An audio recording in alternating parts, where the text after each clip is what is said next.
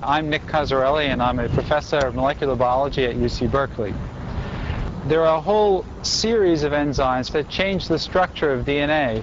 They are in fact the major determinants of what makes you different from your mother and father, and that is that you have some process called recombination or reshuffling of the genes from your parents.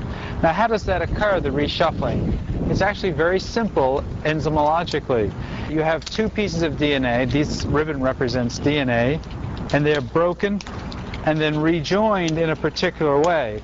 I started with one ring, now I have two rings, and they're linked together. So you've done two things. You've changed the sequence of the DNA, and you've also changed its topology, because now it's a link or a cat name. And the most important technique for studying these forms of DNA is gel electrophoresis. And the reason is that as you coil DNA up, it moves faster in a gel, so that you can actually distinguish something which has 43 crossings in a knot from something which has 44 crossings in a knot very easily by electrophoresis. And this is what you use. It's very simple. All it is a power supply, an ordinary power supply, and there's an electrical potential between these 2 points on the gel, and in between them there'll be something to support the DNA like gelatin or agar, and the DNA travels through it, and then after a certain point in time we quit the experiment, stain the DNA, and then take a picture of it.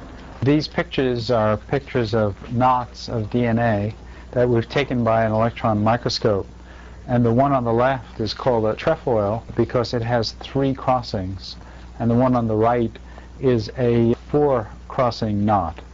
And there's no way to convert one of those knots into the other without breaking the DNA and rejoining it.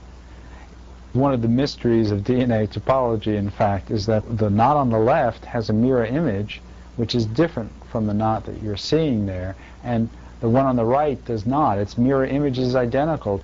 And this turns out to be very important because knots made in biology generally have one or the other of the mirror images. Often it's not enough for us to say that we make a 13-crossing knot. We have to know which 13-crossing knot is made. In fact, our record is that we looked at the structure of a 19-crossing knot, and I believe there are about 10 of the 7 different ways of tying a 19-crossing knot, and we predicted the right one.